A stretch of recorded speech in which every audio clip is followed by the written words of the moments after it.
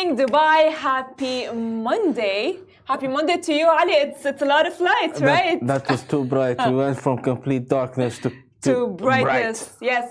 So we're so sorry we're late, but of course we had a lot of technical issues. But first, let's talk about the Gaza genocide report. It's 122 days since the war has begun on October 7. Now, the current death toll stands at 27,365. The number of injured people is 66,630, and 1.9 million people have been displaced from their homes, which is sad at this point. Our hearts and prayers are, of course, directed towards Gaza, the victims, and everyone. Of course. Yes. So let's start with our titles. There are 0 hospitals in full operation in Gaza. And people were lost at sea after their boat sank due to unstable weather conditions. As well, lost luggage going for sale in Dubai airport. Abu Dhabi, Dubai, and Cairo are on British jet setters' top travel destinations. Of course, as well, the UAE sends 18 million dirhams for Gaza reconstruction. Yes, and a comedian later on in the show that has captured people's hearts. Hadil talks all comedy and the beginning of her journey. Of course, it's amazing just like hearing the news and all of the headlines about how UAE supports Gaza. So in line of that, UAE sends 18 million dirhams for Gaza reconstruction. Now, the United Arab Emirates, UAE, has allocated $5 million, which totals 18.36 million dirhams to support the efforts of Sigrid Kaj, the United Nations Senior Humanitarian and Reconstruction Coordinator for Gaza. Sheikh Abdullah bin Zayed Al Nahyan, Minister of Foreign Affairs, announced in line with the implementation of the directives of President His Highness Sheikh Mohammed bin Zayed Al Nahyan. The UAE Minister of Foreign Affairs stressed the UAE's keenness to support the humanitarian operations carried out by the United Nations in the Gaza Strip and to support Sigrid Kaag in her efforts to alleviate the suffering of the people of Gaza and scale up the urgent humanitarian response to their needs. As well, the UAE and UN parties stressed the necessity of a ceasefire now and to ensure that humanitarian relief and medical aid reaches the people of Palestine urgently, intensively, safely, and without any obstacles. Now, of course, this is amazing at this point, just seeing how the UAE is for sure supporting Gaza and is standing by Gaza and the war that has happened and its victims at this point. Yeah, ever since the beginning, we've seen the amount of support that the UAE has been giving Gaza in terms of aid, food, water, supplies, you name it. And people over here in our community also chipped in and supported with, for the cause, for Gaza. Yes. 100%. So now jumping to our next story. Yes. So this is local news. Yes. 2 people were lost at sea after the boat sank due to unstable weather. 2 people in their 30s were lost at sea after their boat capsized due to weather fluctuations. Now, a search and rescue team was formed, and they were able to locate the 2 missing individuals who were suffering from severe fatigue and exhaustion. Now, these individuals were subsequently, airlifted to the Al Qasimi Hospital in Sharjah for necessary medical intervention. Yeah, this is a sort of frightening news, but also very positive. It is. That they were found and saved. It is very scary. I can't imagine how they were feeling. Yeah. But the fact that the UAE was able to handle it, yes. And just UAE just keeps on proving that it's there for everyone and that it's just there to, in all aspects and all matters, you just see, it is not impossible in UAE. You know, the fact that they were found, you know, like I hope that they're safe. I hope they're okay. I hope they are healthy, and they were immediately transported to the hospital. Exactly. Yes. Exactly. So now let's jump to our next story that is as well local based. Now, lost luggage going for sale in Dubai airport. Scams these days are everywhere in your email, DMs, messages, and all over social media, guys. You can trust me about that. Some are undetectable and some have very, I would say, telltale sign that they are scams. But when you see an ad for lost luggage that's up for sale at a steep price from Dubai International Airport, you ought to have your doubts. There's a Facebook page that's been selling lost luggage from DXB for 8 dirhams, and it's all a scam. Wow. First of all, the page is isn't really DXB. It's a random page with the same name. The ads say, not an auction. We sell lost luggage for 8 dirhams. We are urgently clearing the airport warehouse and selling luggage lost more than 6 months ago. Now, the page is alleged to be the real airport account, clearing out the lost luggage warehouse. Now, the bags have also allegedly been lost for 6 months, but that's not the real DXB. In fact, the official account took to socials to clear out the misinformation. Abu Dhabi, Dubai, and Cairo, and as well, of course, which is, you know, everyone has been traveling, right? And everyone is just like, you know, it's you're bound to lose your bag. You're bound to, it's there to happen, you know. Yeah. And the fact that they are selling, it's just like, what kind of a business? Who thinks that way?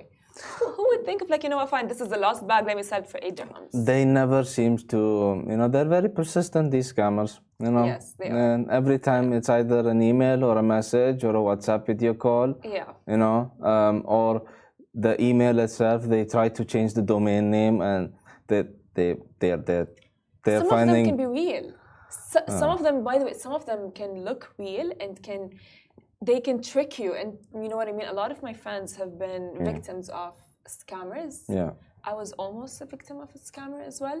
But that's the whole point, is the fact that, you know what, scammers they never give up. And even though that they know that the UAE is there out there to get them, you know, UAE is never gonna like, I would let them go. Let them go. Yeah. Specifically with the fact that the UAE is one of is the safest country. So, and they still have, I would say, the mental capacity to do all of this. I mean, come on, like, what thought went through whoever came up with this idea to just like... They've been very creative, my friend. They've created a website like if you Google, let's say, a certain website and it pops up, the first link, it says promoted, and it says it's similar to the website that you want to go to, but it's actually not the website. Tricky. It's a scam. It's a tricky situation, you know. Yeah. But the UAE is just there, like, to get them out there together, like in like a split second. And it's like, seriously, you guys, like, this is a message to all scammers. If you guys watch the Lovin Dubai show, like, just give up at this point. Just give up. You live in the UAE. The UAE is not gonna let you actually, you know, like, go with your scam, or even it doesn't make sense. So just stop it at this point. So let's jump to our next story. Before we jump, it's both safe living here and online. Yes, 100%. Yeah, physically and digitally. Yes. So Abu Dhabi, Dubai, and Cairo are on British jet setters' top travel destination picks. The British newspaper Daily Mail conducted a survey where respondents selected the top cities worldwide for the year 2024. Among those chosen were Cairo, Abu Dhabi, and Dubai. As well, the criteria for selection was based on 7 separate factors, including the quality of food and drink, cultural landmarks and tourist attractions, and ease of transportation and value for money. Yes. Wow. You know, at this point, again, like, it just makes me wonder, what will UAE be like in 10 or 20 or even 30 years? Don't imagine it, because it's a very tricky situation, you guys. It's a very tricky situation. After 1 year. Yes. not they don't have to wait 10 years. That's true. I mean, we are already in the future at this point, you know. But like, I think in a way, like, oh my God, like 10 years ago. Yeah. No, actually, even more than 10 years ago. I remember I was like really young, and I would see the construction of Burj Khalifa, and I'd be like, Oh yeah, yeah. I live in Dubai, but like, what is that? You know what I mean? Yeah, And it just makes you think like, what's next? Flying cars? Yeah, flying cars. they're there. Probably, yeah. They've been announcing They're it. flying like helicopter. Let's say Exactly. air taxis. Yeah, Literally, you guys. I mean, that's a at this thing. point, nothing is impossible. Yeah. Yeah, at this point, even the fact that, you know, like we live in a country that just like accepts all religions and all Yeah, you have the communities and all Abrahamic. society. They are Abrahamic. Yes, You know, over yeah, there. yeah, which we've announced on the Lovin Dubai show earlier. Yes. Of course, which is actually, you know, at this point amazing. So, you guys, let's go on a short break because after that, you know, this with all of the sad news and so on, we might need a bit of comedy. Do you think you're a comedian, Ali? Do you think you're funny? I absolutely do not think that I am a comedian, but sometimes I do feel that I can You're be. funny. I can be funny. Sometimes. I don't know. Sometimes. My friends tell me that I have like this like dry sense of humor. You know me for so long, so do you think I'm funny? Dry. What? Dry. Dry, yeah. Come on. Yeah. Guys, Ali knows me for so long. For so long. So I don't know why he's out here like bashing me, calling me like I have like a dry sense of humor. I didn't say it. You said it. Yeah. don't take anything. So you guys, after this short break, we have, of course, you must know the content creator Hadil El Merai, of course, and I'm so excited to have her on the show so you guys can see her and we are going to be meet her as well. So tune in.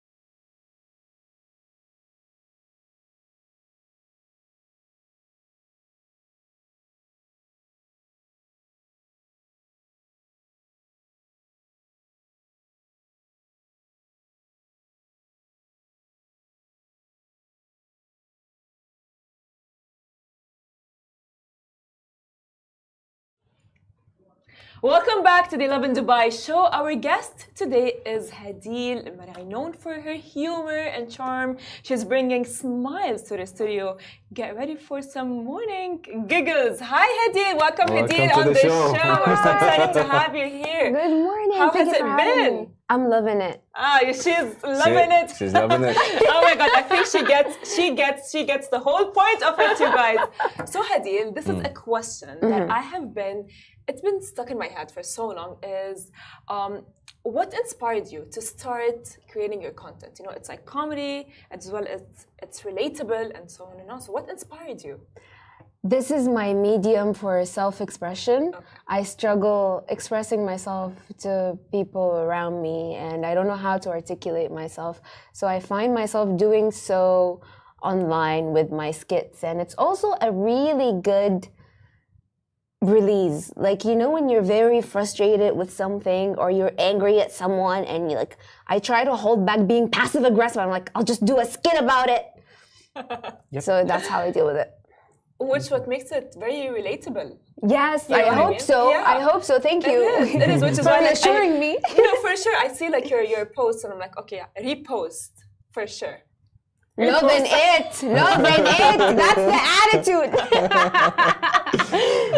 So how does it feel being an influencer in the UAE? You know, tell us about that. It is truly the hub and center where everything is happening. I got lucky to be based in the UAE. Everything is happening here, and everything starts here. The motion is all here. The opportunities are all here. So I really got lucky when my dad decided to move a while back. I grew up in the UAE, so I got to move across all the Emirates. I got to live a little bit in Abu Dhabi, a little bit in Dubai, a little bit in Al Ain, a little bit in Sharjah, and like I really call it my second home. So yeah. Amazing. So you said that you have your content, you know, just to like, I would say it's as a way to express yourself. Yes. So what experiences or what specifics would you say like actually influenced your content? I think my goal is to make the person or the watcher feel seen, and that's what I'm about. Being seen and feeling seen. So I try to inspire it from those little moments that happen in our daily life where you think that it's only you who's going through it, but it's all of us who's going through it, but in a comedic way. Yeah. You know, because life is grim as it is. We can use a little laugh here and there or make it feel a little bit silly. When you make fun of it, it's not as grim as it is. That's true. So being a comedian, the number one thing in one's mind is, let's say, when creating comedy, like content that's in the comedy genre, one of the main factors is the audience. Like, how do you handle criticism? When you're a Middle Eastern Arab girl, you're built in with that feature. You come with that built in. You have thick skin since you were born. Yes. Because you know, we're all about tough love. Yep. Yes. Us Middle Eastern, we're spicy. It's all about tough love. So you have that thick skin when you're used to criticism, and you're like, you know what? Like, even I notice when you love someone so much, you don't like. We're not very sweet with them. We're rough. We're like, why are you like that? Yes, exactly. So we just deal with it this way. Like, that's how I deal with it. Plus, also, like, I realize that sometimes it's not about you. When someone is telling you something that is mean or I'm not talking here about constructive criticism. We need that. We want that. We don't want always, yay, wow. That's not helpful, right? Yes. We want constructive criticism. I'm talking about straight up being mean. It's not always about you. That person is just projecting what they've heard and what they've been fed, and they're just passing it on without processing it themselves or being aware at all. So it's not about you sometimes, really. Yeah, but like, you know, at the same time, I don't think you're a very positive person, right? And I am sure, of course, we're normal, we're human. So there must have been a moment was there a moment where you were like, okay, you know what, I'm tired, I'm done. I'm done with it. Yeah, 100%. I am a very doubtful person. So I doubt myself all of the time. And that is why I'm really lucky to have a good ecosystem around me of friends and family in which I confide in. I talk to them. That's my getaway, where I share my inside thoughts and they help me unpack that and we work it out. That's beautiful. That's very mature of you to say. Let me say, because he's like, oh wow, lots of work, lots of work. Yes, it is. It's not easy, because it's hard to reach that level of I would say acceptance. Yes. Yeah. Yeah. Very hard. When talking about goals and aspirations, what are your goals and aspirations? Where do you see yourself in the future? Like, what type of content other than comedy, maybe? I would love to act or storytelling. I'm just obsessed with storytelling. I feel like there are so many stories that we're not telling. Maybe because my childhood, and I'm sure this applies to a lot of people, my childhood was with the TV. That's my childhood, and a lot of people say that learning comes through books exclusively or through academia, but a lot of learning comes also from media, from film, from series. It mimics life, and I would say that it's also a two-way street. I'd say sometimes it goes back. I don't know. I lost my train of thought. Yeah. But I would love to go into that. Yeah. Really, I'm obsessed with that. I'm obsessed with storytelling. I'm obsessed with inclusivity. I'm obsessed with showcasing society, showcasing our region. Instead of just inspiring from other cultures, we have our own. Why not showcase it? Yes. Amazing. That's what I like to hear. Yes. you just spoke about storytelling, right? Yeah. You have your podcast. Oh my God, girl! Let me say, I love it. You're loving it? Yeah, I'm loving it. Loving it. I am. There is you've interviewed Reis Marwan, Sarah, Noor Stars, and so on and on and on and on and on. Tell us, elaborate about your podcast. So it's called Podcast ونص, which translates to podcast and a half. Yeah. And it's a popular term that is used in day-to-day life when someone doubts something and they go oh, is this really a laptop? You're like, no, it's a laptop and a half. What about it? So we called it, it's not just a podcast and a half. And it's a comedy podcast with my very good best friend, Maha Jafar, who's also a content creator. And it's just us chilling, talking about social situations. It really feels as if you walked in on your cousins and you guys are debriefing at the end of the day. That's how it feels, in a very comedic, light way. We discuss heavy stuff in a very light way. One of the episodes is about trauma. It didn't air yet, but it's coming up. And we're very excited. We've been working on it for the past year. We're very passionate about it. And we just got that we're the #1 comedy podcast on Apple. So that is really exciting. Good job. Congratulations. Amazing, you guys. That's we're still amazing. in shock about it, honestly. And I'm just loving it.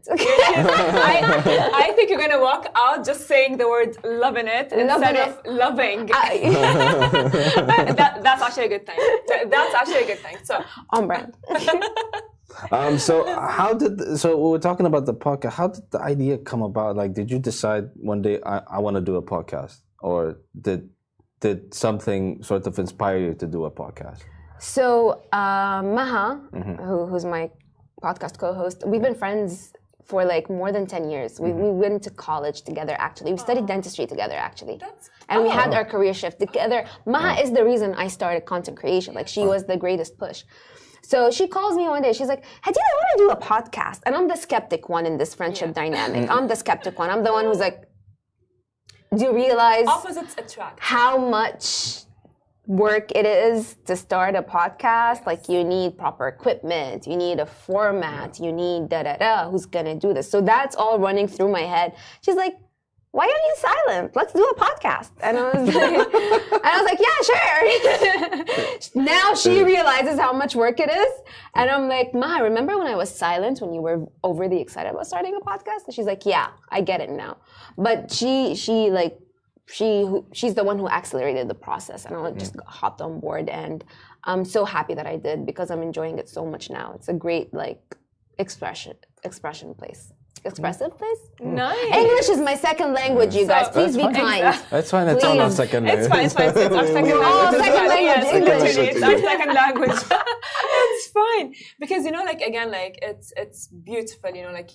It's comedy, and I've watched and I've listened to some of the episodes, and I'm just like, wow, wow. I remember you making those tiny skits on TikTok. And Yeah. Oh, that's funny. That's relatable. I followed you, and it's like, oh my God, look at this, I'm so girl. honored. Thank you. So now that you're famous, what is the most Famous? Yeah, you are. That's a big term. You are. You know who's famous? Amr Diab is famous. Oh yeah. Adil Imam is famous. Well, Okay, let's say I'm doing fine. I'm doing social all right. media famous. I'm doing all right. She's social humble. I'm I doing would all say right. she's humble, you guys. If you aspire to be as humble as Adil, that's the goal for life. No, but seriously, now that people actually know you, right?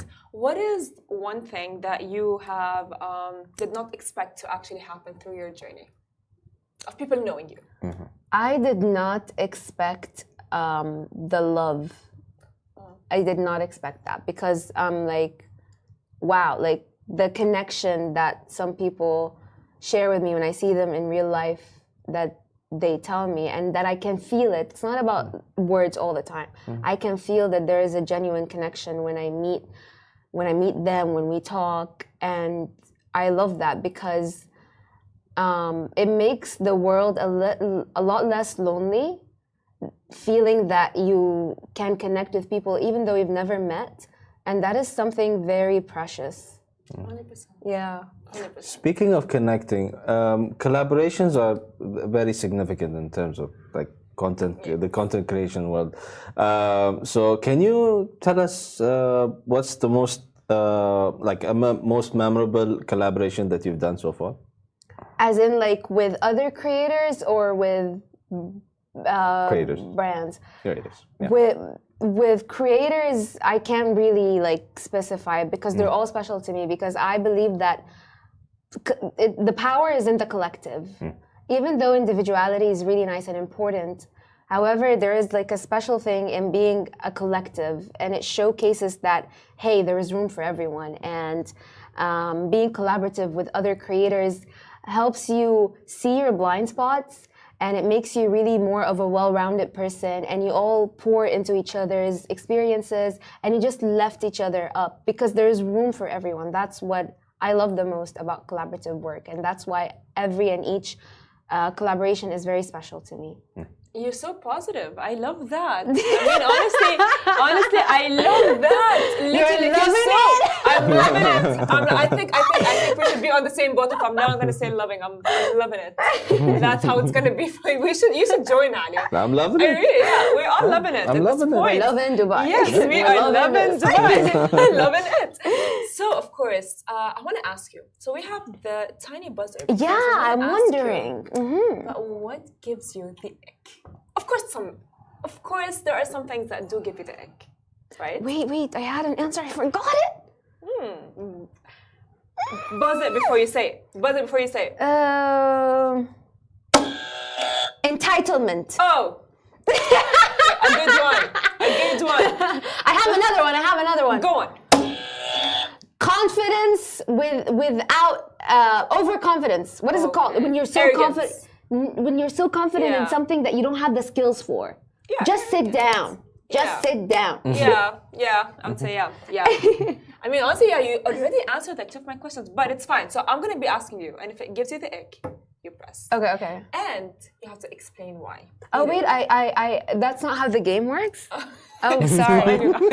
Sorry, got too excited this morning. That's fine. I just had my coffee, so I'm like, it's okay. It's already. Okay. You're ready to get in. But no, that's actually a good thing. I love that. So,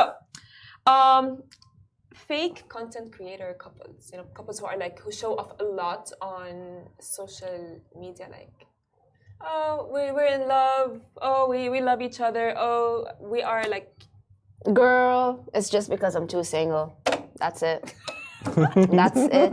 Not even buzz. I'm like, yeah, I'm like, does this even qualify as a buzz? It's just, I'm just like, I'm too single. That's it. That's the only reason. But good for them. So you don't have a Valentine's?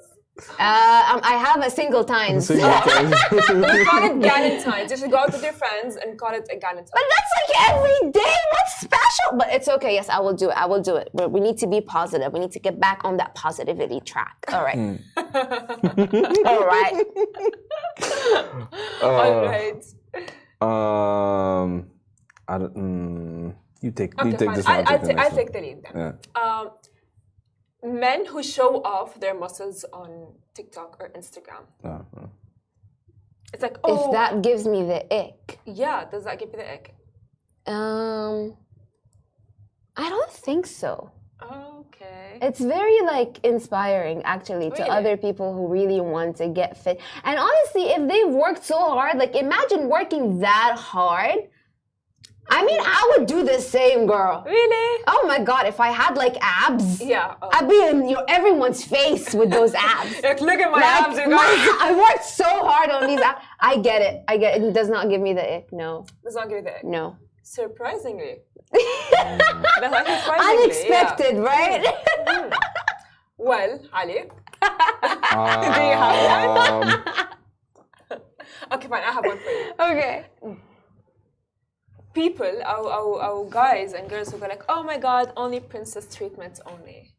Wait. Repeat that. Yeah, people, or like let's say like a couple, right? That he shows off like, oh, he's treating his girlfriend or wife like, as if like princess treatment. Yeah.